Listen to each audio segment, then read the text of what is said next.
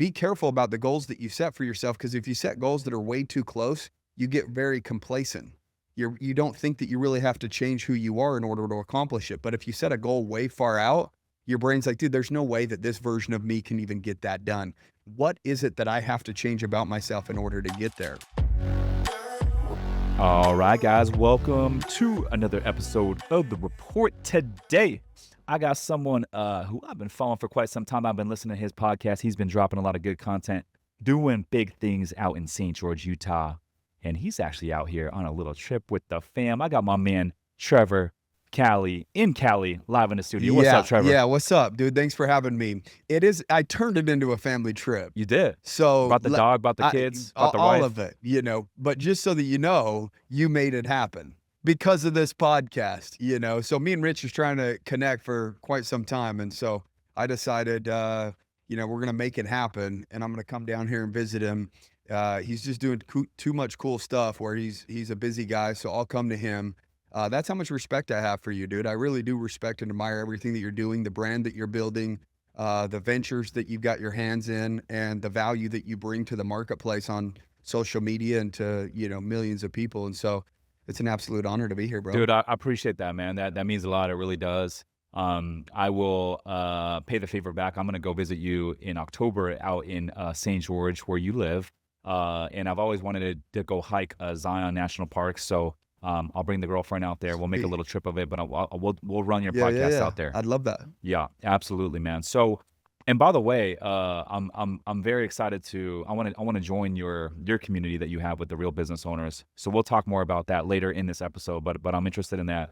But first things first, man, like I'm so like intrigued with everything you're doing, but first things first, dude, you are setting a record. You're on this like journey to set a all-time is Guinness Book of World Record for literally most consecutive days running a half marathon. Yeah. And what's the record currently? 235 days. And how many days are you going to do? 365. 365 days. That is absolutely insane. Yeah. Well, I get like sore just running 4 miles. Yeah. How do you do that? I did too.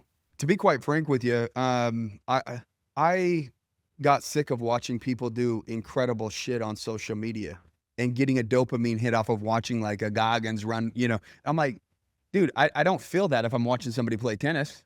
I don't get a dopamine hit off of watching somebody swimming in a swimming pool like an Olympic swim. So obviously I felt drawn to it somehow, some way. And I'm like, dude, I'm not a runner. Like what's going on with that? But then at the same time, I'm like, who the hell would do this? Who would run far distances every day? It doesn't even seem fun.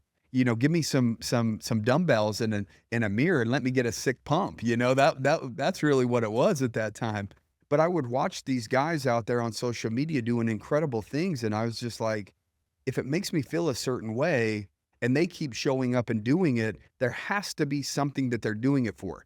You're not going to continue to do something unless you're getting something back in return. Right? So why are they showing up? I don't know. I didn't understand it. So therefore I got curious enough to say, I want to try it. I want to see what's on the other side of that, because they're receiving something that very few people can comprehend. There's always a give and take. You choose not to do something with your life, you're taking the consequence of having a shitty life, right? There's the give and take of, giving hours to your business or investing into skills, and then you get to take those with you and make money with it. There's always a give and take. So watching people do incredible things, I got a feeling, and I was just like, damn. If I felt that watching another human being do it, what would it feel like if I actually lived it? And then what I did is I identified the gap. And what I mean by the gap is most people will look at you and say, man, he's just sharp. He understands it. That what they're trying to do is they're trying to find their differences. He's different than me. Built different, blah, blah, blah, blah. It's like, no. Nobody's built different. We're all human beings, right? Like some people just want things more than others, and they're willing to exchange more than others. Unless you're LeBron James. I mean, there's the 1% of the 1%, Yeah. like I'm not slam dunking a basketball at 5'7". It's just not, it's not going to happen. What he's doing at age 40 it's just is stupid. Like insane. Yeah. Like that is not even like real life. It's ridiculous. Yeah. But most people need to compare their commonalities and not their differences. So I was like, dude, these guys are men. I'm a man. I'm very disciplined when I want to be. They get up early and get it done. I can get up early. So I started trying to identify what was common between us and then where they were at. And that identified the gap where I needed to start. I heard Goggins on a Joe Rogan podcast say, hey, my easy day is 7 miles. And I was like, okay, well, if I can get up to the point of running 7 miles every single day, now I'm playing on the same playground as him. He might be over there on the swing set, but I'm over here on the monkey bars. The lines start to blur a little bit, right? And then that increases my confidence that I'm playing on that same field. Obviously, he can crush me at a million different things, but I just wanted to know that, I was capable of doing things that he could do on his easy day. So I identified my starting point. I was going to start running like 4 miles a day. And then I turned it into 5 and 6. And so the gap right there was 3 miles. And so I identified the gap and where my starting point was. And the only thing that can close the gap from where you are to where you want to be is doing the work, just doing it, right? Starting and then closing the gap just by showing up consistently with discipline every single day. That's really good, man. So when did you start this streak and what day is today? So January 1st of 2022 is I started, I was going to do 1,000 two-a-days in a row. And then throughout that journey, it was like I was starting to watch other people that would inspire me because, dude, sometimes you need inspiration or motivate. Like, you don't feel like getting out of bed and you watch like a Goggins video or somebody yelling at you. You're just like, dude, I need to go get it done. You feel like shit. If you watch that, pull inspiration and do nothing with it.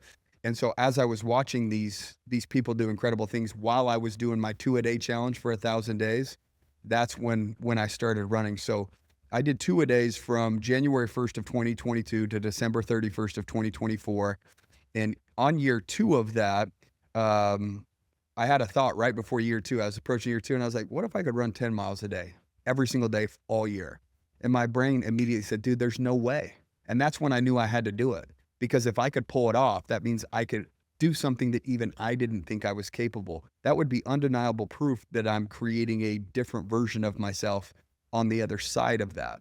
And so at this point, that started not this January, but January 1st of 2024. So I've been doing a minimum of 10 miles a day for 434 days in a row.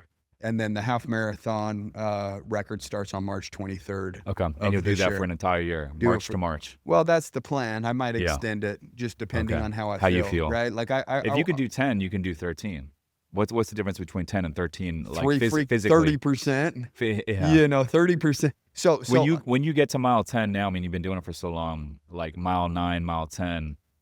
Do you still feel like you got a lot of juice in the tank, or are you like, okay, I'm ready for a break? The funny thing about the mind is like your mind starts shutting down right before the end. Okay, because you're at the end. Yeah, dude. Yeah. If I did 26 miles or 30 miles, I've done 50 miles before, and I was so surprised with how my body handled it. Like I was running, 9:30 miles in the 30s. Right? I hit a second wind. Most people don't push themselves hard enough to ever even see a second wind, barely even getting to the point of, getting past their first wind. Most people start getting winded and then they pull back, right? And so I experienced what a second wind felt like from mile 32 to mile 39, and I was just ripping. But at the exact same time, I've ran 10 miles before where it felt like I was on death's door at mile 8. So the mind does funny things. It knows the distance that you need to go and starts playing tricks on you to say, okay, we're almost done, pull back. It starts kind of shutting down. And I think that that's an important analogy in business. Be careful about the goals that you set for yourself, because if you set goals that are way too close, you get very complacent. You don't think that you really have to change who you are in order to accomplish it. But if you set a goal way far out, your brain's like, dude, there's no way that this version of me can even get that done. What is it that I have to change about myself in order to get there, right? It forces you to reinvent yourself. Yeah, dude, play with your mind just a little bit, right? Yeah. And that's what your mind tries to do to you if you're not in control of it, right? Mm-hmm. It'll keep you right where you're at, where that complacency and comfort kicks in, which is like the scariest thing that exists on planet Earth, right? So you mentioned you did the 2-a-days for how long? 3 years straight. 3 years straight. And that's weightlifting and then running, doing the 10 miles. And then, well, not at first. At first, 7 miles at first. It was weightlifting, and then I'd walk a couple miles. Okay. And then 3 or 4 months into it, and I was like, well, I tell people to do hard things. Now this is my new normal. it's not even hard for me to do this. So now I need to incorporate running a little bit.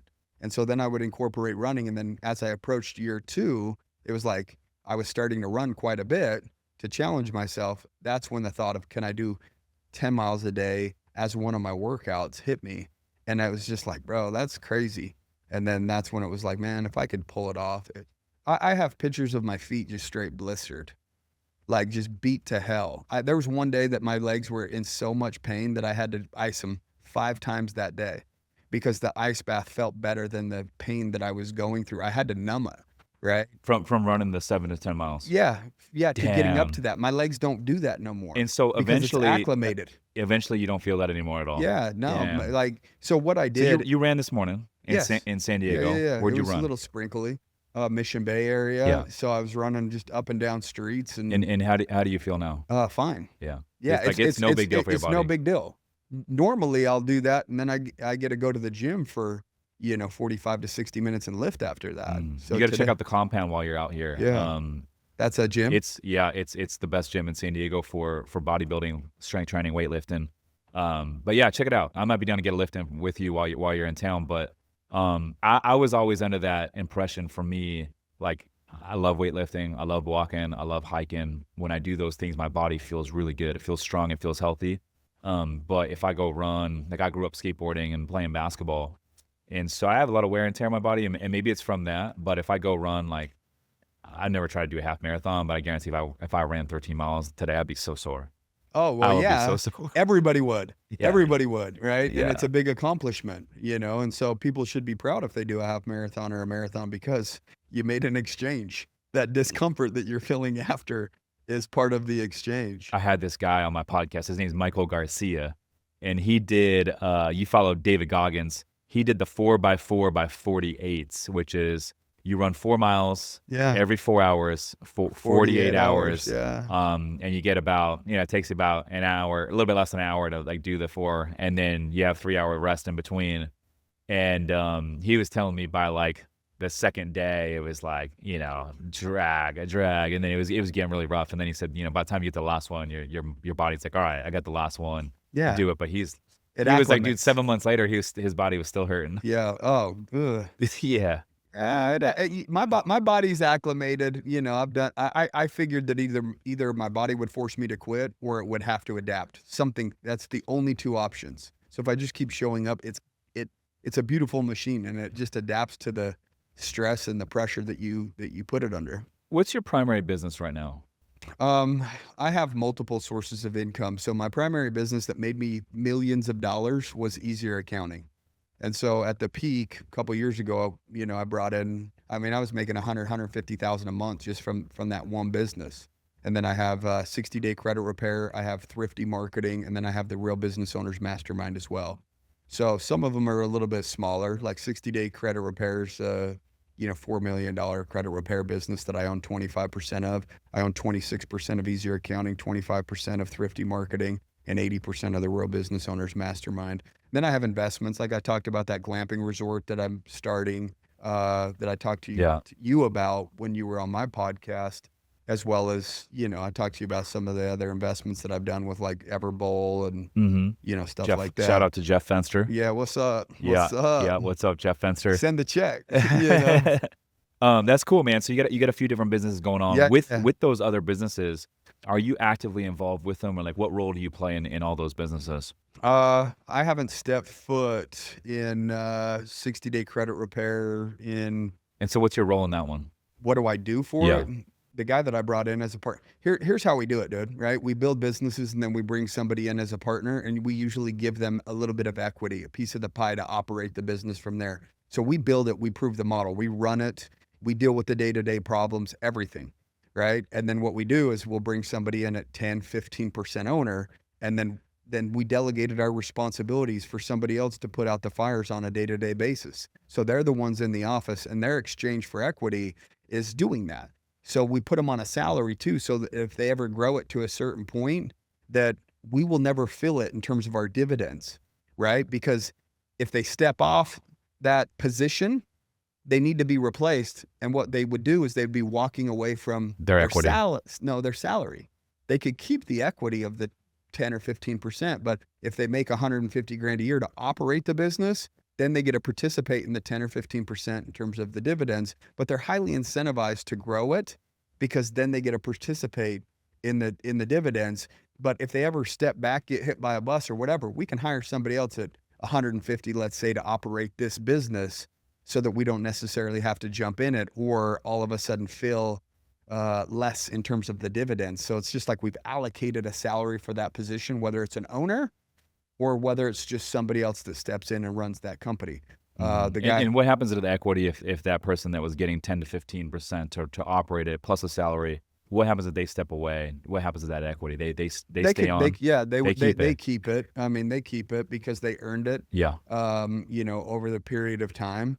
If somebody says, "Hey, I'm gonna step away," usually what you'll do is you'll talk and say, "Yo, it's a minimum of 5 years," or you would do vested equity, right? So you would get 1.5% year one, 1.5% year two, 3% on year three, and then if they want, they get to invest based upon the evaluation of what the business was that they started on day one. So they retain that level of valuation, and then they have an option to buy another 3, 5, 7%. They can get up to 10, 15%. Half of it's given to them over a course of 2, 3, 4 years of operating the business. And then they have an opportunity to say, hey, you can buy X amount for 100 grand, but now that 100 grand is worth 300 grand based upon what you did over the last 3 or 4 years with the business. So they're incentivized that way to increase the valuation so that they're coming in at a discounted rate. Does that I make like sense? that. Yeah, it does. So we do some equity. So like with our hotel fund, I have a managers LLC that's it gets 20% of the Summers Capital GP. And I put the leadership, key roles, key team members into that LLC.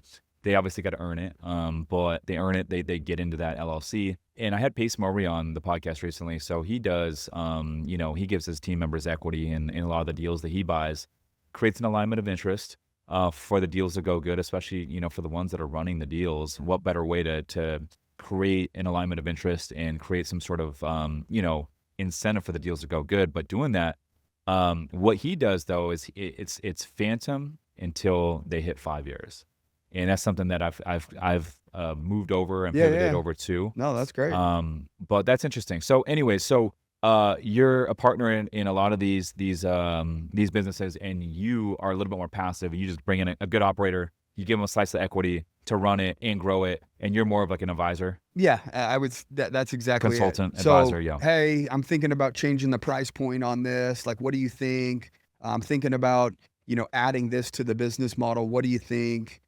So it's just more of a perspective outside of their own. And easier accounting, for instance, I mean, I don't really even do that for that anymore. That's more 60-day and more thrifty marketing that I do that for. And so the other one's just picking up a paycheck. And then these, just for like perspective, how big are the teams that work under these companies? How many employees? Easier Accounting has 46 to 48 at any given time. I'm actively right now trying to sell my equity in that company to one of the partners because I don't do anything for that business. Like I'm not an accountant. We weren't accountants when we started it. We just actually got sick of dealing with accountants and CPAs because they didn't really communicate well. They didn't give us our P&Ls on time. And it was just like, after jumping from one to another, we were just like looking at each other like, dude, we could probably do this better than they can. You know what I mean? Like who better to understand the pain points of business owners than the business owners themselves? And entrepreneurs' jobs are to solve problems in the marketplace. And so we brought on an accountant to come work for us to handle our stuff. And then we started making that available to other people. And that was in 2015. We grew it all the way up to 17 million in revenue and then brought a CEO in. So what's the key to hiring the right CEO? Knowing people. So for instance, the CEO that we brought in at Easier Accounting, he was a part of Squatty Potty, which was on Shark Tank, which came out of St. George, Utah. Right. And so he was a CPA by trade. We're an accounting firm. And he was their CFO. So he watched something scale and went through the scaling phase with them and then exited. Our goal was to exit, to be able to scale Easier Accounting. We wanted a, couple $100 million exit before partnerships started having, disagreements or different visions. Right. which happened. I think we talked about that on when you were on my podcast, and so it got to that point, and right now, my main focus is the Real Business Owners Mastermind, consulting with thrifty marketing and 60-day credit repair, and getting out of easier accounting and selling my equity to just free up capital. Yeah. Well, how come that's the one you want to free up your equity in? One, the valuation of it. Two, I don't do anything with it. Three, the partner that wants to stay in it, that has his heart's in it more than mine, that we don't align with, is in that business. So he's not a partner in like thrifty marketing and some of these other ones. 60-day credit repair has 25 to 28 employees at any given time. Thrifty marketing is more contractors than we do, like 1099. media ad buyers Yeah, and yeah, stuff yeah. like that. And so So they only we make just, money if you make money, really. yeah, Yeah. they can get, profit sharing. That's a different thing than ghost equity or phantom equity, but it's same type of concept, right? And so it's like, hey, we'll pay you $75,000 a year to be a media buyer for us, and then you can get 5% override on anything that you manage. And so if they're managing, $50,000 a month, then they can get another $2,500 a month. Now they're up to 110, 120 grand. And if they keep growing, the companies that they're doing the media buying for to 100,000, now they're making 75 plus 5 grand a month, and now they're up to 140, 150 as a media buyer. So that company's a little smaller. That company's very new, about a year old. And so right now we're And doing what's the problem you guys are solving with that one? just buying ads, running ads for people. Yeah. I just told you, Running ads to a landing page. yeah, just Top of the funnel stuff. mainly at this point it's been for accounting firms, because we did that for our own firm, right? And so it was like, accountants really aren't the best in terms of creatives, and and it's a tough industry to get leads for. You could choose to go the slow route to build a $10 million accounting firm over 30 or 40 years with word of mouth, which is what all the old school CPAs or accountants do, right? Because they don't know any better. And so they're like, oh, I'm going to eat top of ramen for the next 5 years and build my firm. When in reality, I was consulting with a couple of young guys that own an accounting firm, and 8 months ago they were doing 40,000 a month in revenue, and now they're doing $100,000 a month in revenue.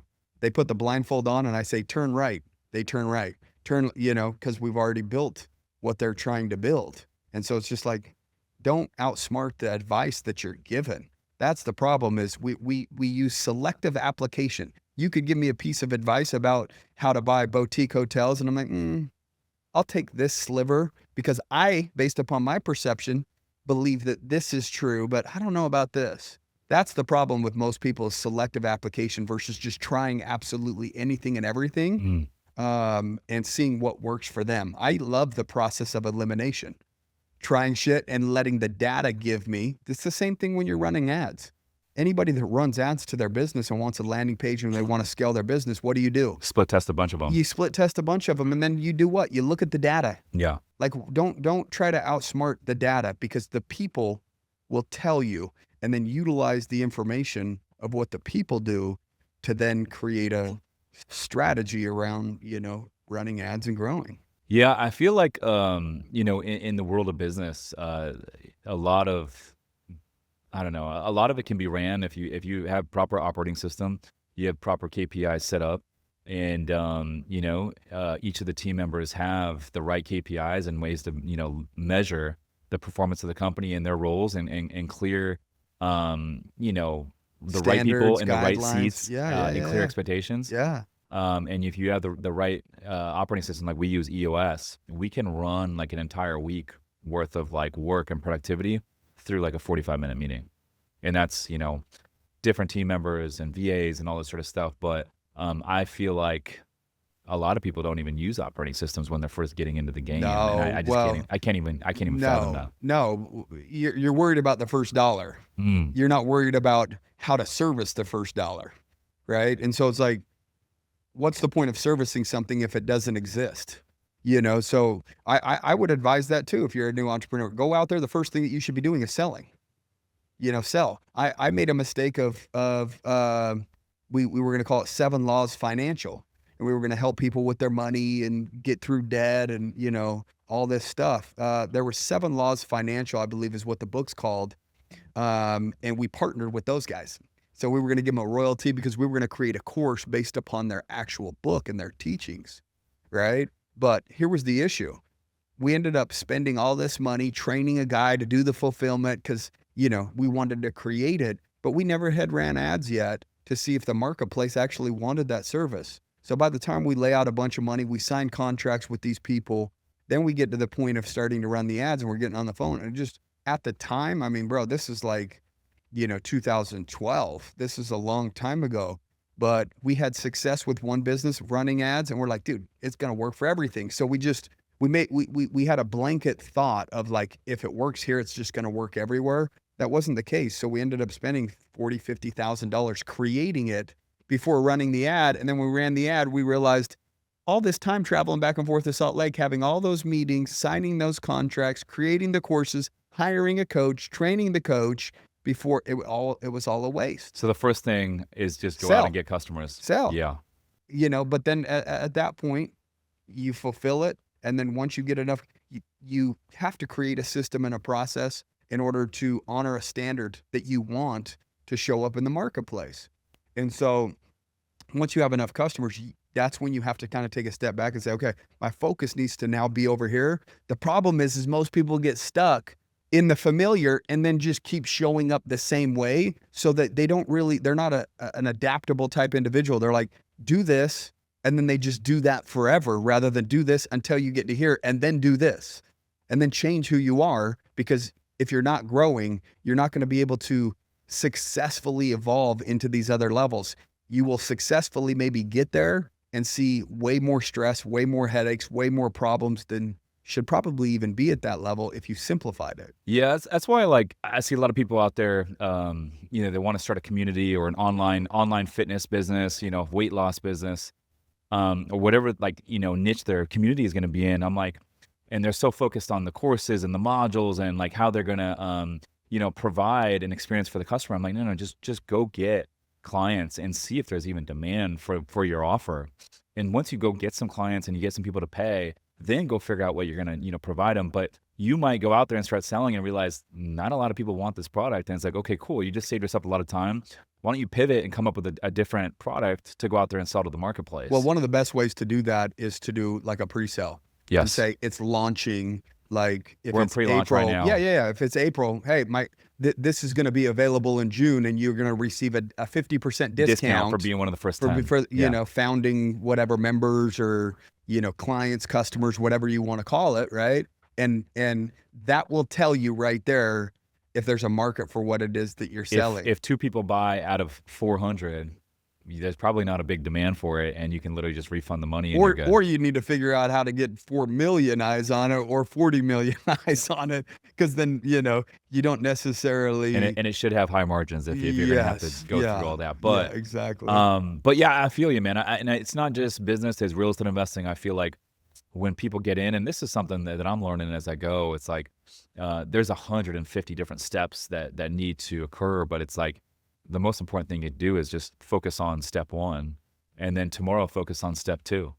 And if you just focus on one step at a time, it makes things a lot easier to process and digest. And eventually you get all the way to the finished product and you look back and you're like, man, like I just learned how to do the entire thing. Yeah. Well, the issue that most businesses hit is they get to a point where they can handle a certain amount of work and they plateau there because they're not willing to take a step backwards. So I was on a call, right, with a guy that owns a garage door company. I said, how much money are you making, man? And he's like, I make like 60 grand a year. I've been doing it for like, a year and a half now. But I need to scale. I need to grow past this. And I'm like, okay, well, just so that you know, that's possible, but you'll probably get to 100, 120 grand a year. And then you're going to have to go back to 60. Because you're going to have to pay somebody then 60 grand to come in and replace you. So there's this ebb and flow of kind of taking a step backward, especially if you're in like a service industry. And then you also have the other problem where you grow to a certain point and you hit that ceiling where you have so much work that's on your plate that you don't even have time now to create SOPs, right? You're too busy putting out the fires every single day, right? And you're probably not the best one to put together the SOPs. There's somebody else that has that side of their brain. This is why coaches and mentors or, other individuals like, dude, Like I'm not going to go out there and try to buy a boutique hotel if you're in my network, dude. I'm going to lean on you a little bit, or I'm going to invest into putting myself around you because you have information that's going to be useful to me. I'm not an expert on creating SOPs, right? The only thing that we did great to build companies that were doing 8 figures is sales. And then we got to a certain point where like, dude, what's our pain point? It's not what we could do to address it. It's like, who do we know that we can hire to come in that's Yeah, an the who, expert not at it? how. That's Yeah, the who, not how principle. yeah. It's like everybody thinks that they've got to be the one to solve 100% of their problems. When in reality, if you're talking about extreme ownership, yes, you are responsible to solve your problems, but that doesn't mean that you have to be the one to do it. You just have to be the resource to solve the problem by maybe bringing in an outsider to come in that's like, dude, I'm great at building SOPs for businesses. Show me your process and have them map it out. And then I think the next natural progression for the entrepreneur is once you start hiring, the next natural progression, at least for me, the big aha moment was once you accidentally hire really good talent, and then it makes you see the perspective of like, whoa, the bar just got raised. And then all of a sudden you know what good talent looks like. And then you're like, okay, how can I go get really good talent for all these other arms of the business? And that's like that kind of next natural progression, I think, Yeah, once you start well, hiring. the question is, are you hiring people that you have to manage, or are you hiring people that take stress off of your plate?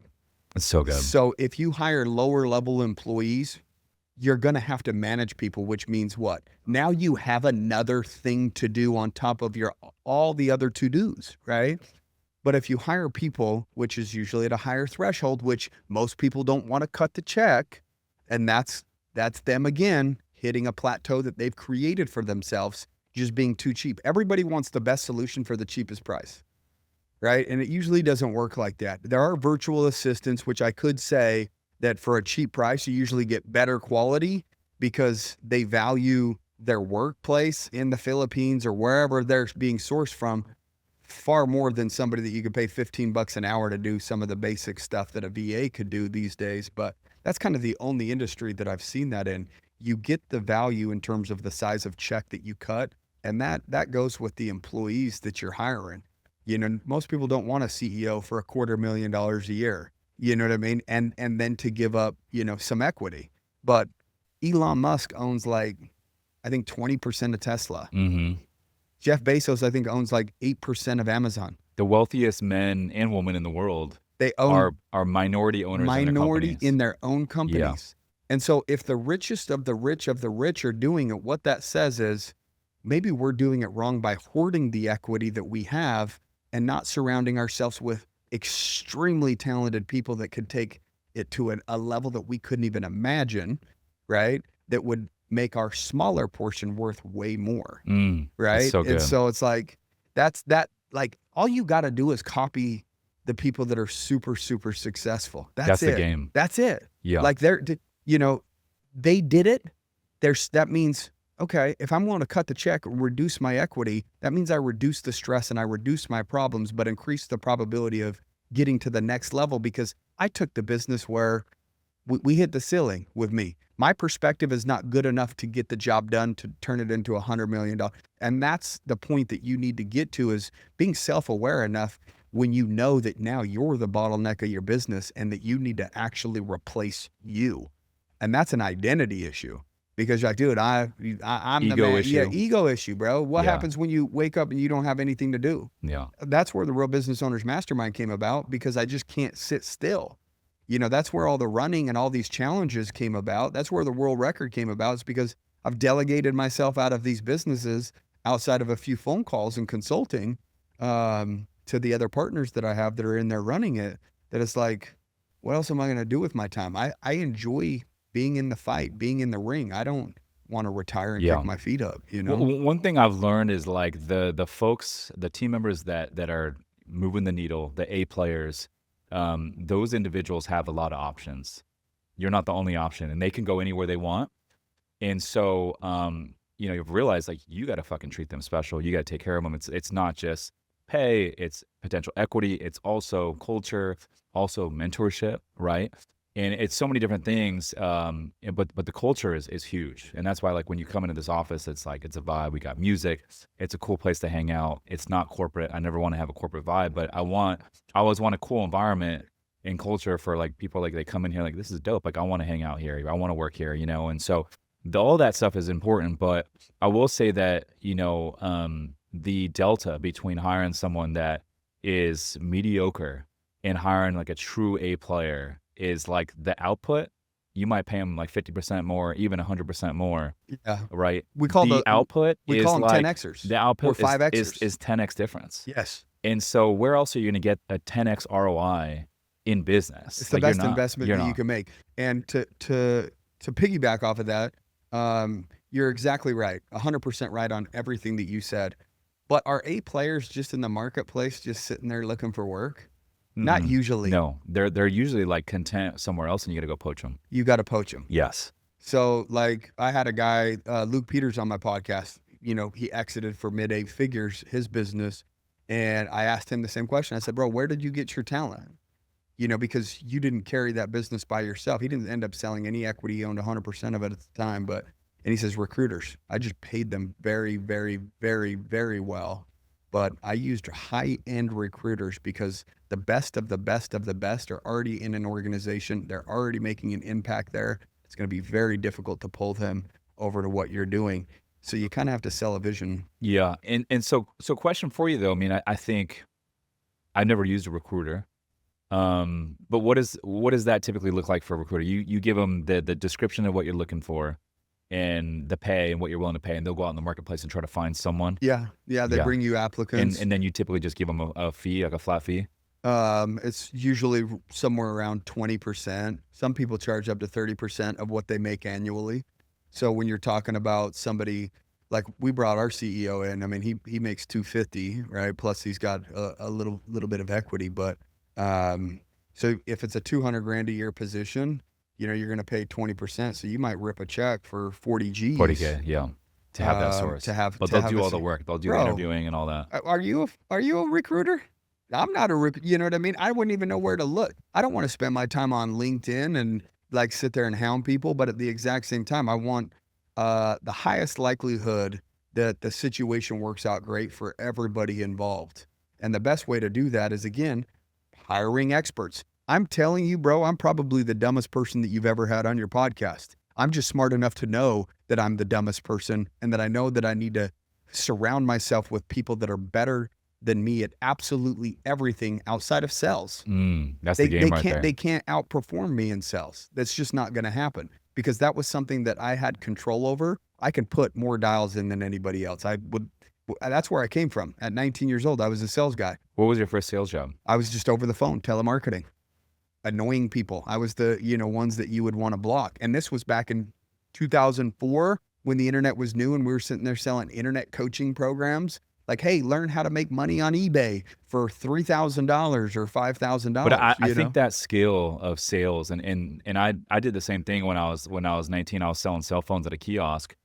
But those skills that I learned back then selling cell phones, and later selling cars, I think that is the number one skill that you could have as an entrepreneur because it's, obviously you guys sell customers, and then you got to like sell your vision to team members. That is huge. Otherwise no one's going to want to work for you. You got to sell the vision, and then customers. And if you're raising capital, like all of that is sales. Even Sales negotiating with third-party vendors. Yeah. I mean, all that is sales. Right? Everything. And so I think that's the number one skill that you could have. And quite frankly, if you have sales skills, that is going to translate. That's a baseline fundamentals of what you need to be a good leader, I think. I think so too. A great entrepreneur. Most entrepreneurs have a sales background because it's feast or famine. You eat what you kill, right? Like you're telling me if I work harder, I can make more money? Okay, I'll do that all day of the week. The problem is I didn't even graduate high school on time. I had drug addiction problems. I had DUI problems. I was a messed up kid for a long period of time. So I already knew schooling wasn't the route for me. Like I went to 12 and a half years of school to finish 12. You know what I mean? So it's like the system told me that I'm not for that system. And so I was like, okay, man, what am I going to do with my life? And I was landscaping at the time, and somebody said, bro, you got to try this sales thing. I was like, cool. I can always go back to landscaping. So I tried sales. And when I walked in and I realized the potential was there, I saw the top guy and said, okay, how many dials are they putting? I'm just going to do more dials than that every single day, because that was something that I had the ability to have control over. Right. And so it was just, if I outwork everybody else, the probability that I have a result that's better than everybody else is extremely high. It's the same in entrepreneurship. Yeah. And as a byproduct of you putting in more dials, you're putting in more reps, more at bats. As a byproduct of putting in more reps, more at bats, Getting you are better. theoretically just going to get better, way quicker than everyone else. Yeah. Yeah. That's, And it translates to business, because you're going to have to outwork everybody. In other words, you can't expect your staff to work 60 hours a week when you're going, it's hard. It's hard to have a shutoff switch. It's funny because a lot of people get into something new and they're looking for that shortcut. What's the cheat code? And they're looking for that get rich quick scheme. But in all reality, like, if you get into any fucking niche, whatever it might be, like, if you look at the top people in that niche, they went through seasons over seasons where the hard way is the only way. And this game is literally, it's about the reps. It's about the at-bats, putting yourself in situations where the hard way is the only way. But the cool thing about it is, like, anyone can do this. Like, if you are committed and you want to do it, and you're cut out for it, and you want the game and you want to win bad enough and you want to build it bad enough, like, you will figure it out and you will do things that you never thought were possible if your back is against the wall. And I think that's why I believe, like, for a lot of, like, successful entrepreneurs, I think the best thing you could do is, like, burn the boats, don't dabble your feet in, go all in, quit the job. Like, I did both on I did both at the same time. Yeah. And then once I quit the career, I walked away from a government job, a pension, and I went all in. I was like, dude, there's no way in hell I'm going to fail and go back to my old career and my old coworkers and be like, hey guys, after pulling out your pension, it didn't work out. I'm back. There's no way in hell I'm going to do that. Yeah. And so now I got a lot more riding on it, right? I got all these team members, and, like, everything is riding on where I take this, right? We have investors now and mastermind members and all this. Everybody wants the all-in result without going all in. Yeah. But now, I mean, think about that. Like, when I wake up every morning, it's like, talk about, like, there's no better motivator than, like, knowing, hey, like, where I take this now is literally going to dictate so many different things. And I love that feeling. Though. Yeah, you have a higher sense of responsibility, which creates a higher sense of purpose every single day that you show up. Dude, I look at people and I'm like, dude, I want that person on my team to win. So if I don't continue to expand what we're doing, then I can't expand the opportunities for that individual. So therefore, I'm creating somewhat of a ceiling for them. So there's businesses that I have. I don't need, like, I own my property, like my home, I have investments, I have businesses. Like, I don't need to necessarily do that, but it gives me more purpose. What am I going to do? Wake up and do what? So at the end of the day, when you have people that depend on you for their paychecks that you love and that you care about, you'll show up in a different way. And if you don't operate at what your current capabilities are, then you'll never be able to expand your capabilities, and you never know what you're capable until you do what you're capable of today. And part of that is you're never going to do what you're capable of if you don't burn the boats and you don't have your back against the wall. Why would you put yourself through that much discomfort if it's unnecessary? That's a learned behavior. So now I've done it so many times that I actually thrive in that. I prefer the process. I actually was getting depressed coming at the end of 2024, thinking, I'm like, okay, is my 10 a day going to be over? What am I going to do? Like, I have to seek constant progression. And part of that is to inspire other people and to create more opportunities for people on my team.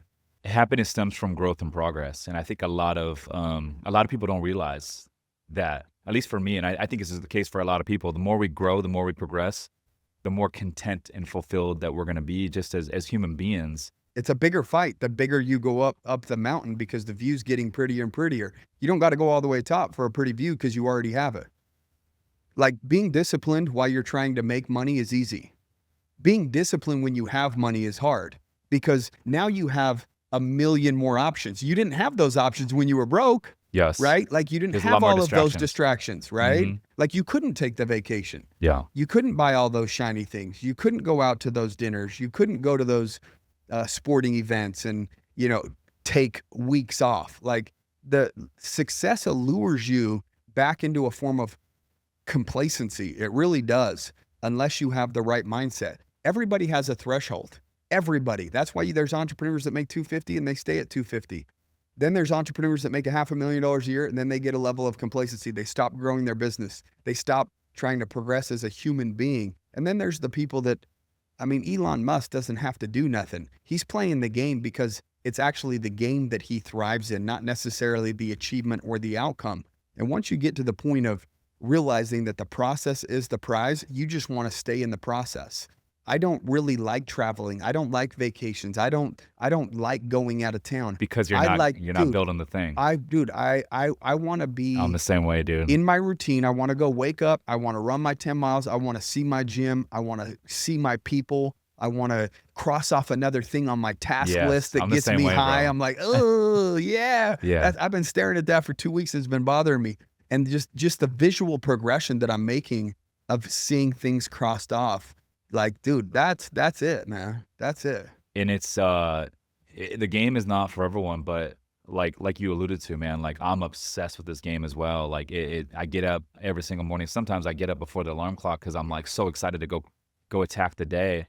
And you know, not every day is gonna be easy. You know, there's a lot of days where you're putting out fires and shit's, you know, hitting the fan. But a lot of days, that's most days. But and things get heavy. They get overwhelming. Yeah. But like I always remind myself, I'm like, every time I feel heavy, like things are getting heavy, things are getting overwhelming, I'm like, this is what happens before the level up. And it forces you to dig deep. It forces you to, like, you know, think outside of the box.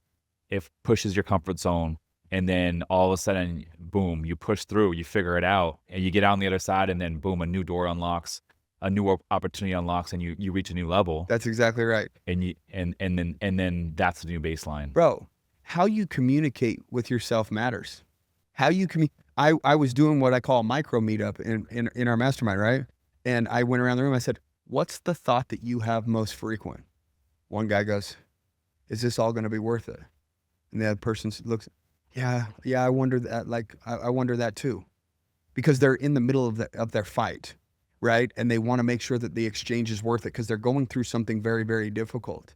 One other guy goes, "I know that this is going to be worth it, and the challenges that I'm currently facing are just the door to the next level," right? So some people are, how can you show up the best version of yourself if you're asking, is this all going to be worth it? Is it all going to be worth it? What did you just say? You sold yourself the dream again.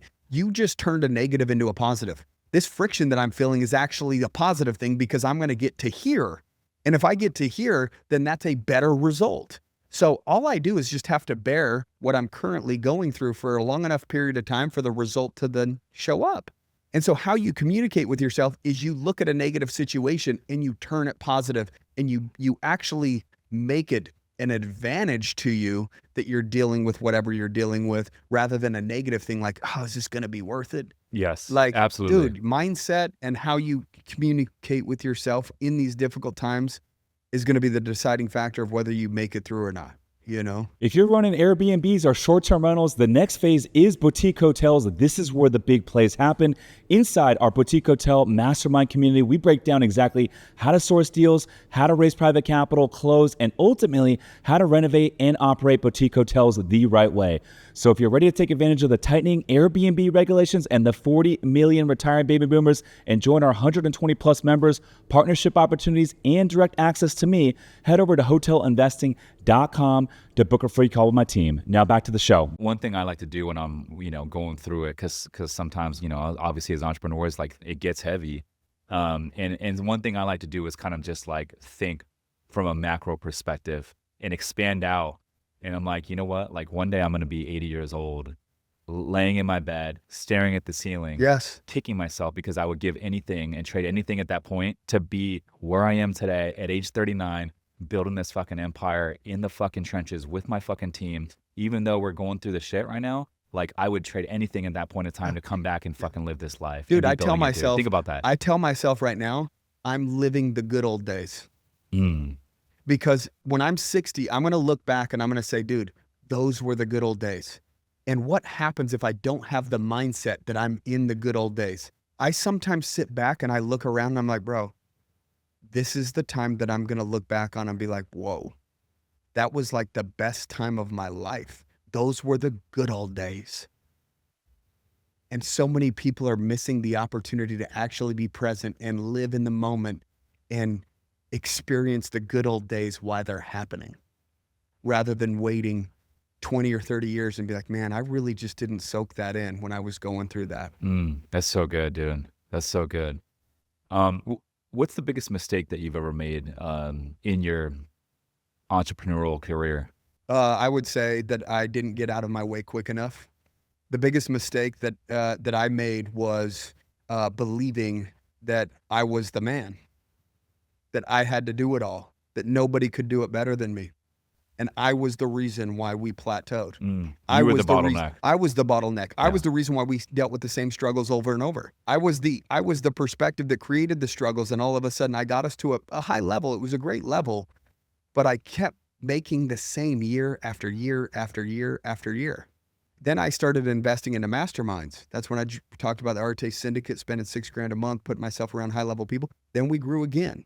But then there was another ceiling. Either you've got to be growing yourself as an individual very proactively. If you're not investing in a dollar into who you're becoming, then look around. Get familiar with those results and get comfortable with it, because you have to invest into the things that you want to grow. You want your business to grow, you invest into it, right? Like, you want your team to grow with you, you invest time, effort, become a mentor to them. You want to invest into your family so that your family has the ability to grow in terms of love. You want to invest into you, the individual that's responsible for all of those situations. If you become more, that means there's more of you at the party, wherever that party is, whether it's at your house, whether it's in your business, it doesn't matter. Anybody in your proximity gets better when you get better. And I feel a high level of responsibility to continue to invest into myself. But that doesn't mean I'm the right person to take my business to 100 million. I might get it to 17 million. And then that's the ceiling. It's just like, whoa, we're at a whole nother level now. We need people that have had experience with big exits, with big money, with big scaling.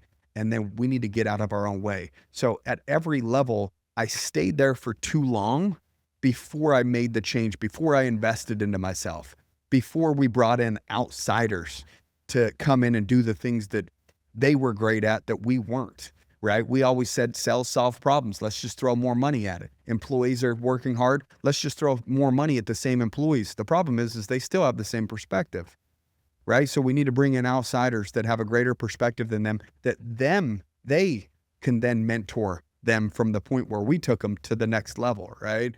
And so that's an opportunity to invest into our employees, to bring these outsiders in and create that opportunity. I think people bottleneck their business and hinder opportunities if you believe that you're the person that has to do everything, because you're not allowing people to then grow and elevate and impact your business in the ways that they could. And it feels good to actually contribute to a business. So if you're putting out all the, even as an employee, bro, like, I took ownership over things and like, I treated it like it was my own. It felt good. And it feels good to anybody to feel like that they're impacting a business in a positive way. And if you're doing too much, you're blunting that potential growth for them, not just financially, but just personal growth. Micromanaging and all that. Micromanaging. That's exactly what it comes down to. You just said what I was trying to say in 5 minutes in 2 words. But yeah, you know, you're blunting their growth, blunting your growth, blunting the business's growth by you thinking it needs to be you. That's so good. You mentioned you had a partner recently that you decided to part ways with. Yeah. I'm curious because I went through this myself as well. When I first got in the real estate investing game, I had a couple partners. We were buying multifamily together. We were air traffic controllers at the time. We all cashed out our 401ks and got in the game, and it was a successful partnership. And we still own a couple deals together, and we're still cool. It's just we no longer align from like a vision and a business perspective, and that's totally okay. Yeah, absolutely. And we just had different trajectories, and so I had the tough decision, tough conversation 3 years ago, and I decided to start my own thing. And I started my own thing, and then I started to see even more growth, right? And I feel even more fulfilled, right? And everything that we're just talking about. But I'm curious for you, with this partnership, I mean, what was the main reason that it went south? I would say just, lack of communication for the most part, right? Kind of grew apart for the most part. You know, we did a whole lot of stuff together. I mean, I'm not going to speak negatively because we obviously together got it to a certain point, and then us together wasn't the next level, right? Just as we were talking about getting out of our own way, and that was a form of doing it. I think our hearts were just in two different places. He loves the accounting firm. I don't really wake up and do a cartwheel to get out of bed to talk about taxes or bookkeeping. You know, my heart was with real business owners and running that mastermind, and we managed our money a little bit differently as well, right? Like I'm debt free. I live a debt free life, have money in the bank, have investments, all of that. Even your real estate's debt free. Yeah, Okay. yeah, and he liked more of the lifestyle, so he didn't really live it. I don't do watches or, you know, any. I don't drive a fancy vehicle. You know, none of that does anything for me, right? I have to understand what makes me tick. For me, I started in this game to create real financial freedom for my family, meaning if I get hit by a bus, they are solid. Yes, I have the life insurances, the property's paid off. I grew up really poor. What if your wife wants like a nice watch? What do you do then? She doesn't care about it, bro. My wife, we're worth millions and millions of dollars, still has her $800 ring that she bought for herself because I was too broke to buy it at the time that we got engaged. I've bought her ring since then for our 5-year anniversary that was expensive, and she took it back. She Damn. doesn't value expensive things either at all. Like we live on some property up by Zion's National Park. We've got our wild turkeys walking, you know, our deer. We've got our orchard, our horse pasture. We live, you know, little house on the prairie type shit. You know, I don't need anything fancy out there. I want my kids. I want to play baseball and throw the football with my son in the orchard.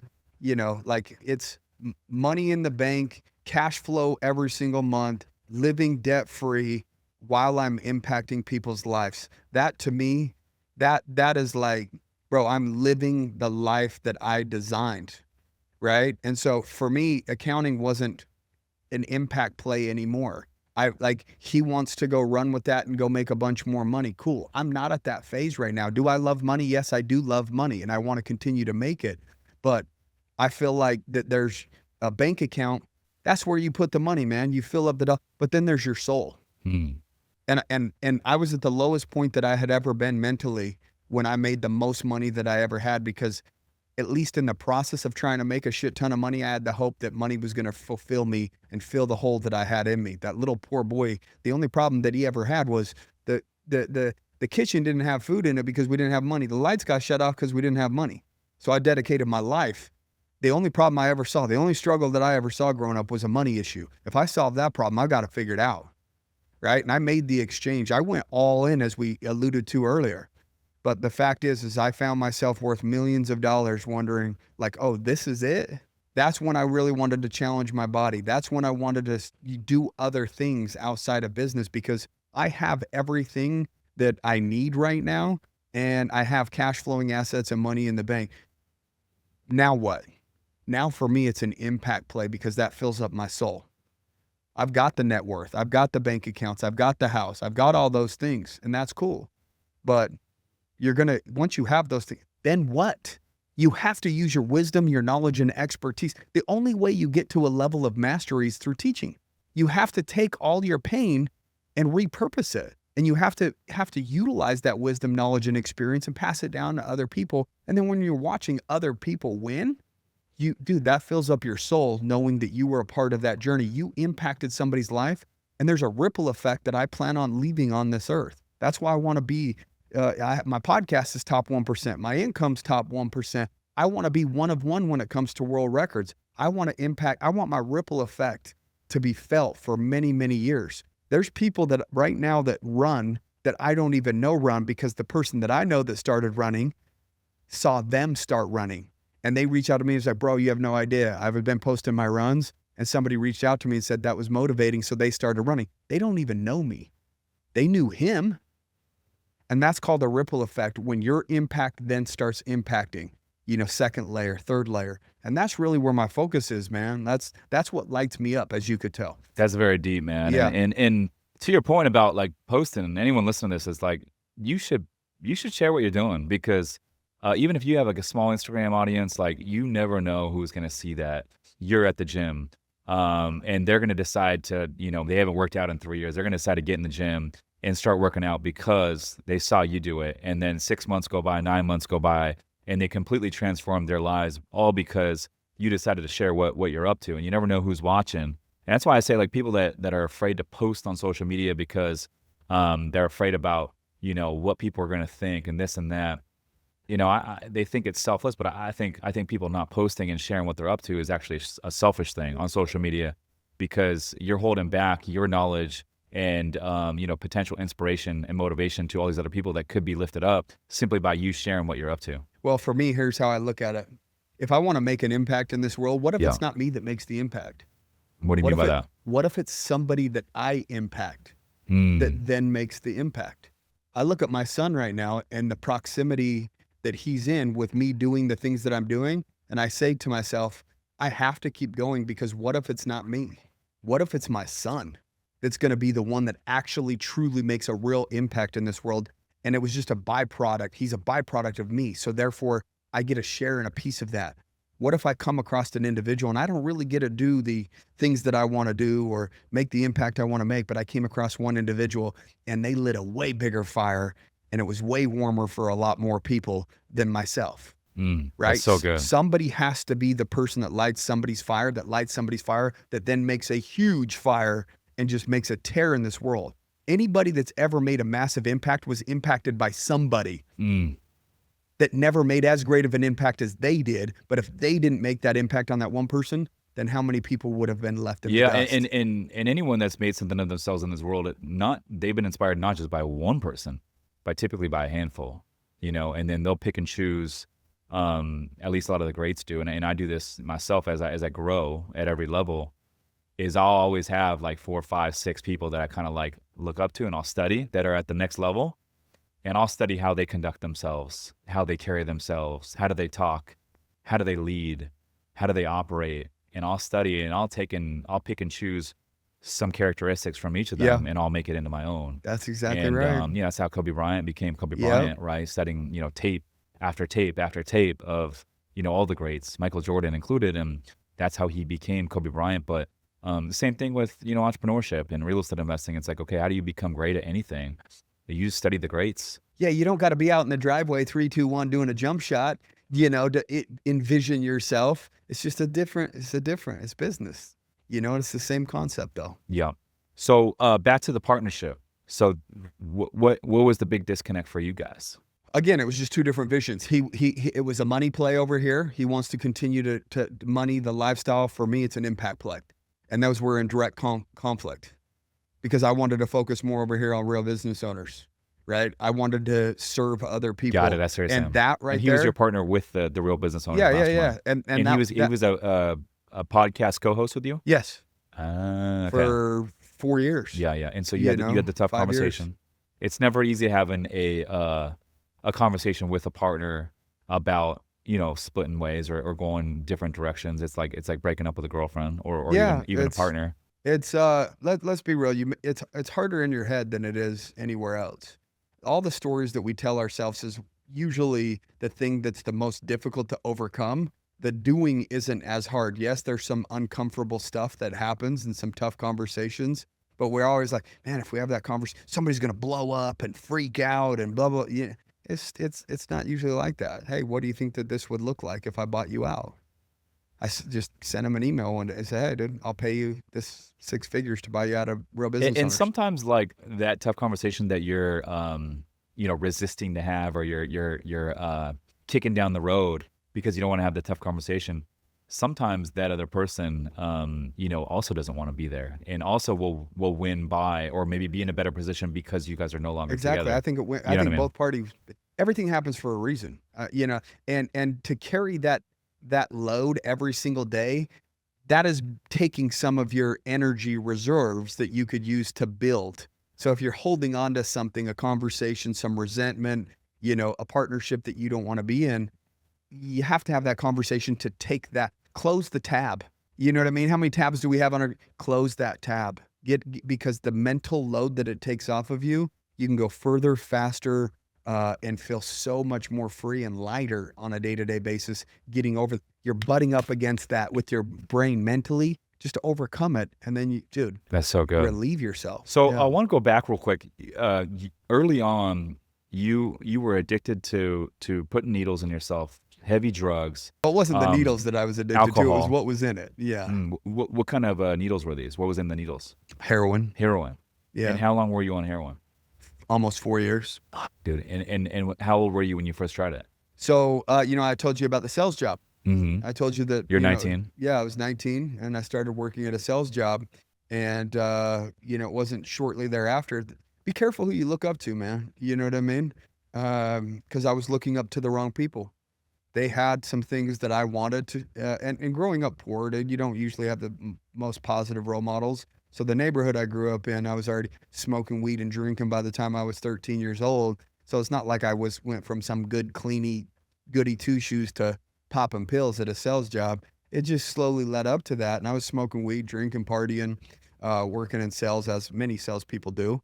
Then these guys that I looked up to said, "Hey man, do you want to get in the phone zone?" And I said, "What's that?" And they said, "Bro, take this." And I said, "What is that?" And they said, "It's kind of like, it's a painkiller. It's kind of like a Loratab." And I was like, in high school, I would drink a couple beers and pop a Loratab, party with the homies, whatever. And so I was like, I didn't think anything of it. Nobody knew how powerful Oxycontins were until way later. When I was 19, I mean, that's 21, 22 years ago. So everyone associated it with a Loratab, which seemed a lot more innocent. But in reality, Oxycontin's like a pharmaceutical heroin. It's very, very powerful. So I would take these little chunks and I would get on the phones and Orally, right? Yeah, orally. Okay. But then it turned into snorting it because they said you get a better bang for your buck. And I was making good money at a young age. I had my Lincoln LS. I thought I was bossed up, rolled that in one of my DUIs. But it was shortly thereafter, man. I looked at my bank account one day and I was like, bro, I had like 10 grand saved up as a 19-year-old. I was stacking cash. And then I looked at my bank account because I was going there so much out of the ATM for drugs. It had like $500 left in it.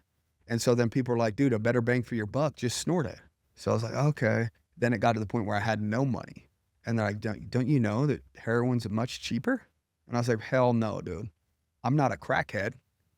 And then it gets to a certain point where you just have no standards, no morals.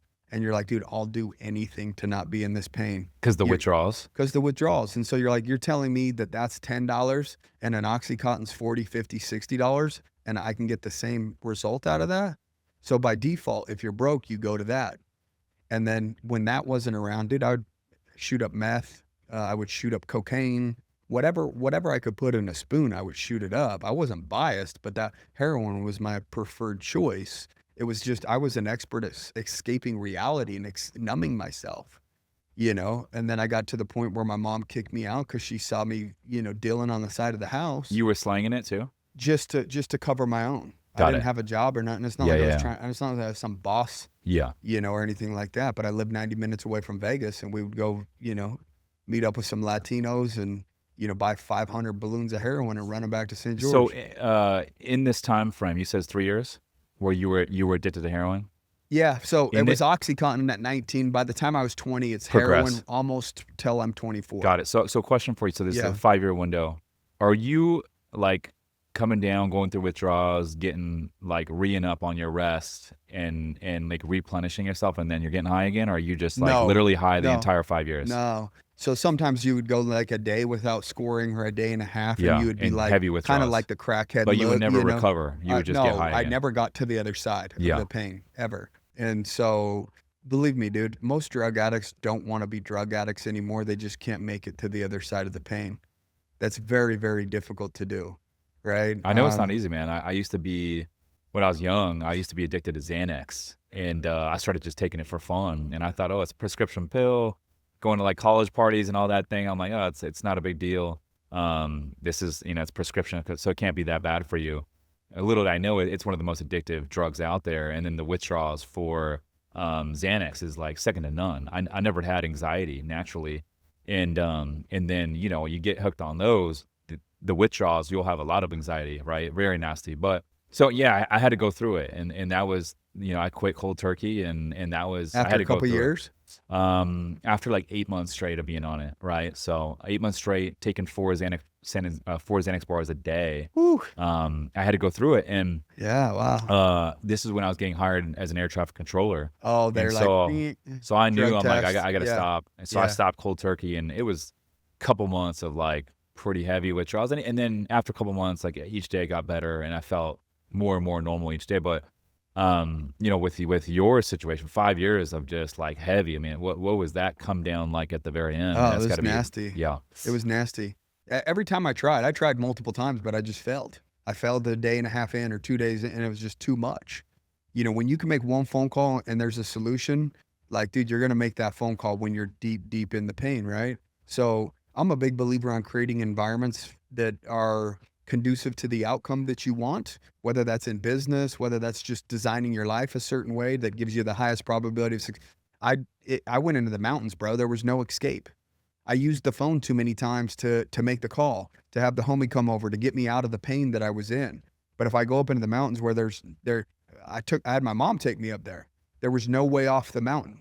Like, I'm not a mountain man by any means. Like, if I start trying to get off that mountain, I'm probably gonna die on the mountain. But there was no cell phone service. There was just no way out. We were talking about that, or all in, burned the boats. That's what it was. And so I just went up there and handled my curling up in a ball, puking, diarrhea, hot sweats, cold shit. I mean, dude, I was punching my body just to try to relieve myself of the pain that I was going through. Ugh. And when I And came off, did you question being alive? I questioned why. What's the purpose? Why I Yeah, would rather be dead right now yeah. than Did be you ever alive. think about taking your life? No, no. I mean, I even if that thought ever hit during, I'm just not that type of person to do it because I love my mom too much. And I've seen what she's gone through with the way that we grew up, holding down multiple jobs and never quitting or never giving up on me. There's no way that I could ever put her through that, even if I was at an extreme low. But, obviously, when you're in pain, you're like, dude, I would rather be dead right now. Like, kind of just that thought, not necessarily I need to take my life right now, but it just felt like that anything to get rid of the pain would be better than the pain that you're currently experiencing. And so I made a promise to myself coming off that mountain. I said, I will never do anything that put me through that much pain ever again. I'm done. So there's people that do the, NA stuff or one day at a time shit. Fuck, that's cool because it does work for people. And it's not a one size fits all. Whatever works for you to get you better is the preferred method. That's the You solution. know what I Yeah, mean? But yeah, for yeah. me, I just said, fuck that. It's never happening again. I will never do that. When I say never, I'm too stubborn. Mm. I like, being a man of my word. When I say I'm going to be a world record holder by this time next year, you better fucking believe it. Like, I know what I'm willing to go through, and it's up to me mentally. It's already mine. It's already done. Time just needs to pass now. That's good. And you had 4 DUIs in that stretch. 4 DUIs, but that was all alcohol. That was all alcohol. After I got done with the drugs, I turned to alcohol. I was Mm. Oh, blacking so out the like 4 or DUIs was 5. after that 5-year run. Not all of them. I got my first DUI when I was 17. Like I said, I liked to party. And then I rolled the car when I was 19 years old. And then the pills and the drug stuff. And then after the fact, I got another 2 DUIs when I got clean because at least it was legal. I said I can abuse alcohol because I could go to the store and buy it versus the back alley in Vegas. You know what I mean? And so I was almost making up for lost time because I felt like I lost from 19 to 24. Everyone was partying and having fun. And it was like my turn. And I abused the hell out of it and just would try to find the next party. It's like 1 a.m. I'm driving across town with a 30 rack in the back, like Getting looking for the warmed up. next one. Yeah, You know yeah, what I yeah. mean? Why is everyone fading out? Yeah. And so that's where I would get my DUIs. And then when I met my wife, she hit me up, after we were dating, and she says, I'm pregnant. And I said, oh, fuck. I literally said that on the call. She's like, thanks for making me feel better. But at that point, I walked away from everything. I said, now my decisions are impacting other people. And I don't ever want to be the individual that's like a dad in jail for some dumb shit. So I walked away. I have 2 second DUIs on my adult record. So And how long you been sober now? 16 years, 17 years. Good for you, man. Good for Something you. like that. Yeah. So Yeah, that's powerful, man. I July 13th. yeah, good for you, dude. It's almost like it's the new flex. It's the new. I mean, it's even a thing. Like they're saying that the younger generation is just not spending as much money on alcohol at the bars and all that sort of stuff. And I don't know, man. I feel like I've been doing prolonged seasons of no alcohol, and it's been the biggest game changer in No cheat code for doubt. for everything that I'm doing. Clear-minded. And Yeah. you're clear-minded, more Yeah. energy. Yeah. Your fitness is more dialed. You become a better leader. You become a better version of yourself. You become a better partner. Like there's nothing bad that comes out of not drinking. And so when you think of it in that light, it's like, okay, well, why would you not continue to do more of that? And I think a lot of this game that we live, it's like you identify what's working and you identify what's not working and you do more of what's working and you do more of what's working and you do more of what's working until a bottleneck arises that doesn't allow you to do more of what's working. And then you go solve that bottleneck and then you go back to doing more of what's working. And the one thing that's working to a lot of people, I think, is when you just go sober. Like everything just gets better. Like not one bad thing comes out of it. And so why would you not do more of that, right? And also I think it's cheat code in that you all of a sudden have so much more free time that you never thought you had, because You're not think of it, sleeping in. half the week you're out there like hungover or you're out there partying, and then the next day you're like a 30% of your normal self. That's an entire wasted day. And so all of a sudden you like really double your time. You get your time back. And then you also realize like the people that you like to party with when you're sober, you're like, like I don't really get up to like hang out with them anymore because it The doesn't. common denominator was drinking. Yes. And that was about Yeah. it. Yeah. Yeah. So I don't know. I think it's the biggest cheat code. I didn't really experience like seasons of not drinking until 2024. And it's been a game changer for me. I realized for me as like an entrepreneur, real estate investor, I got to a plateau like early last year, and I started looking around, and I was like, I got to a point where I realized I got as far as I would go under these conditions. And I realized that the people above me at the next level, a lot of them don't even drink. And so I quickly realized in order for me to get to that next level, I have to sacrifice certain things. And one of those things was, going through seasons of not drinking. Yeah. Go dry. Go Yeah. dry, Go yeah. dry. And I'm honestly, a big like I'll believer do in it. I'll do I'm a like big believer in it. I'll do like 100 days, and then I can't even last like a week like drinking, and then I'm like, I got to get back on it. So like I'll give you an example. I did 100 days to end last year, and then we had our holiday party. We'll throw like a really cool holiday party for our investors and all that. Everyone comes out, and I had a couple drinks of tequila that night at our holiday party, and I was gonna take about 3-4 weeks and went to Australia with my girlfriend. I was Go like, have "Oh, fun. I'll Go have, rage I'll have a for couple minute. drinks, Yeah, enjoy yeah, it for a little bit." Bro, I lasted 8 days. And I was like, dude, I got to get back on the fucking wagon, dude. It was bugging me because I knew I was not operating at my full potential. And that, like you said at the top of the show, it kills you to like vacation and travel because you know that you're not moving the needle the way that you could. It's the same thing for me now when I like go out and have a few drinks.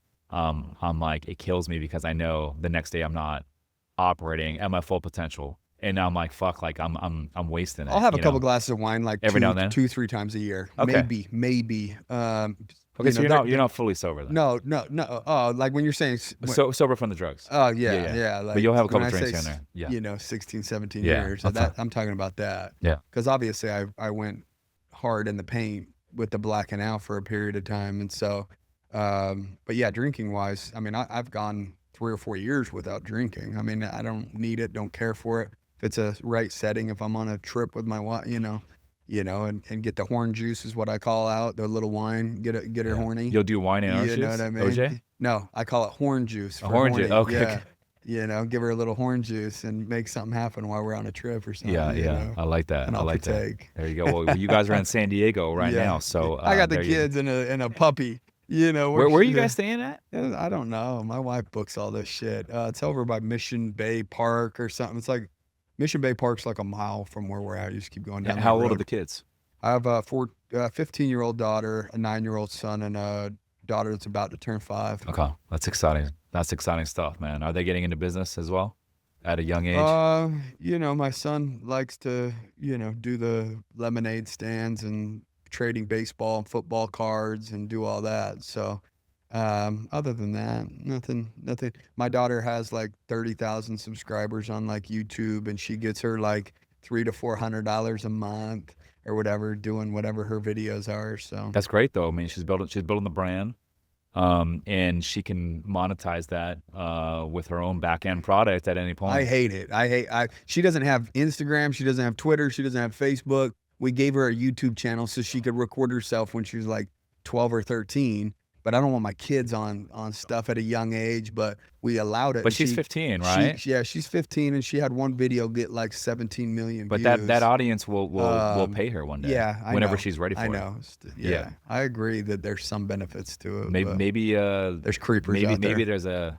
That's true. Maybe she can do a shout out and help me, do stuff. My dad does it, go work with him. Yeah.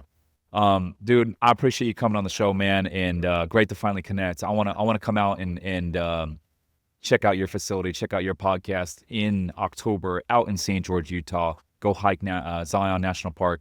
Where can the folks get in touch with you if they want to learn more? You could check me out at Real Business Owners just on Instagram. I answer every single DM. So I love if you it. guys want to connect, check that out. I just dropped a book, The Journey to Becoming Remarkable. You could check that on Amazon. Congrats as well. on the new book. Yeah, thank you. And make sure to go check out Trevor's podcast. I just guested on it. Real Business Owners, Apple Podcast, Spotify, all that good stuff. Dude, I appreciate you coming on. Likewise, man. I appreciate you having me. Yup. He's Trevor Cowley. I'm Rich Summers. Listeners, thanks for tuning in. We'll see you guys on the next one. Peace.